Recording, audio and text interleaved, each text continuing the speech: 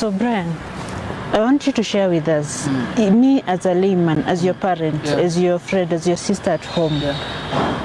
You're saying that we need to recognize these signs.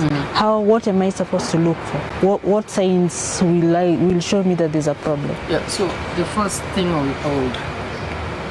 would advise people to look out for are mannerisms, because there's a certain way people behave, and when it comes to people who are close to you, you actually know how they behave, how they talk, how they carry out their activities during the day, like venye tu unawajua karakta yao.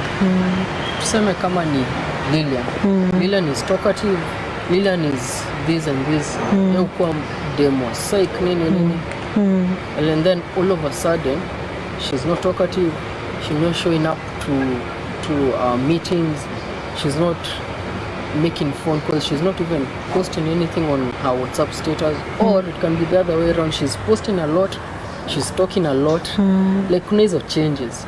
Like notice hizo changes, and then they're in this prolonged period, definitely something is wrong. And mostly there's this thing that happens when you're depressed or you're having any kind of a mental health issue, unaji-isolatingi, yani unaogopa watu wa kujudge. Personally, mimi nasema isolation huko red flag tu, watu wanafaa ku look out. And at times impulsive, kwa hii ni kitu wetu anaweza relate na nikwambia, tumetoka class and I'm like, by this tuende place fulani tujibambe, like uko nata like those impulsive decisions like people make, and at times they're like they haven't thought through it, and at times it can translate like when having fun, at times it can be even sexual, like unapata mse like if it's a guy or a chick, she's like overly active sexually, like kuna hizo vitu tu like ziko mtu ana, and hizi ni vitu watu wafaa tu kuangalia, afu na realize like no, there's something wrong about Brian, or something wrong about Lucy or whoever. How do we support somebody who is going through this from the start, right? From when somebody starts having problems, anxieties, the fears, before they get to the blames, before they develop guilt, before they start withdrawals, before they go to self-harm. How do we help this person? Conversations. Conversations save a lot, and they even save lives. And if we are able to create a safe space where people are able to speak out, express what they are feeling, express their inner thoughts, creating that safe space is a really good thing. Imagine hizo times of my 80s, so vile maparo walikuwa, they were really like tough, and that culture ime cascade to hadi kwenye si tuko. Imagine if we cultivated a culture where I can tell my parent, bedhe kenye umeniambia imeniumiza, and you sit down mbia, nini nimesema imekuumiza, but ukisema hivyo hata saizi bedhe mom kenye umesema imeniumiza, utaslap. I think we should create that safe space where your children, because they are our future, to create to your culture, a safe space. Unaweza niambia kenye una feel, kama nimekuumiza ni show, kama kuna kitu nilikwambia ni show, tusoti kitu out. Juu naweza kwa nilisema kitu kama nimejam na nikakufanya feel tu vibaya, ni show. So creating a safe space is one thing.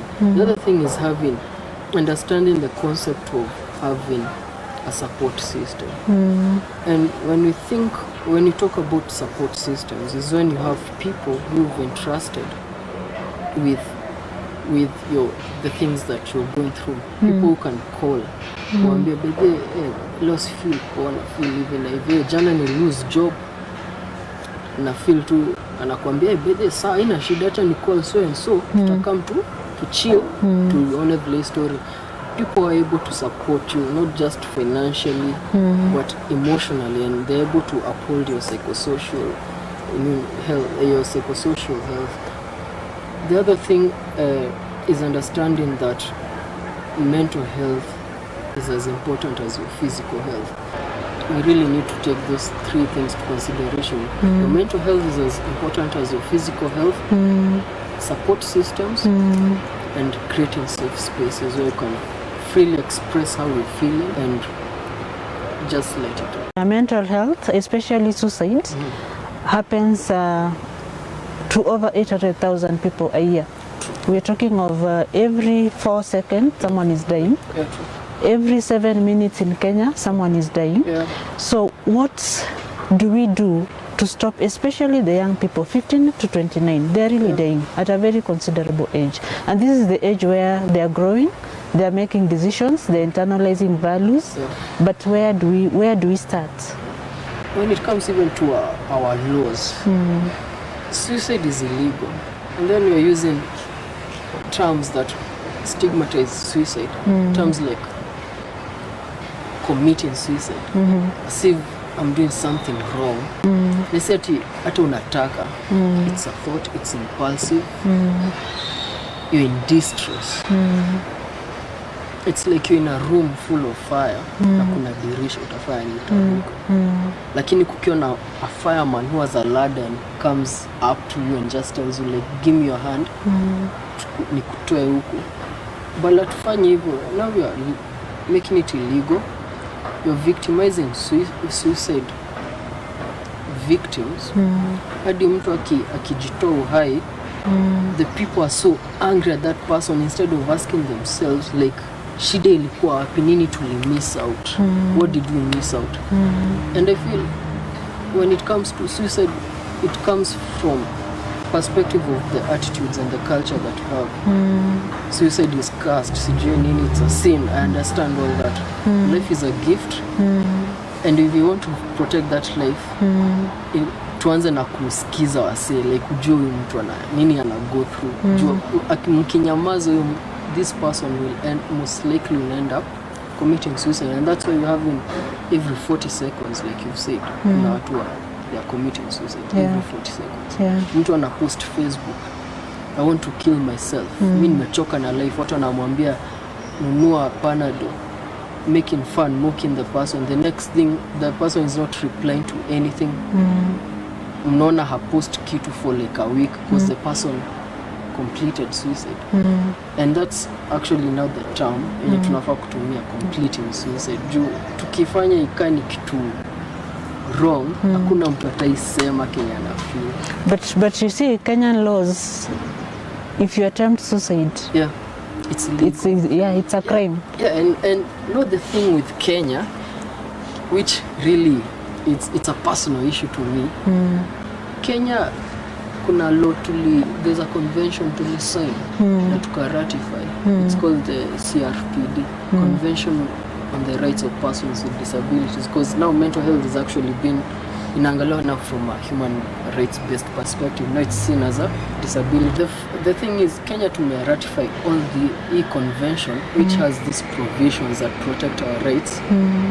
Zenye hadi hiyo story ya suicide ikikama hapo, like iko also imeguziwa, but our government haitaki ku act on these laws. I don't know why. Maybe there's conflict or there's some interest they have when it comes to mental health, because there are a lot of things that we are trying to even push even away from the CRPD that are yet to be done.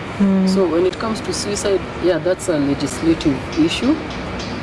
At the same time, it's a human rights issue, because surely you can't, siwezi kufunga juu uko msik. Juu hivyo ndo wanafunga tu juu wako sick. Na kufunga juu uko na malaria.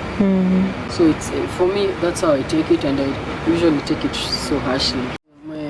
My parting shot will be, when it comes to mental health, let's think of the person's life, the person's experience, and let's look beyond the illness.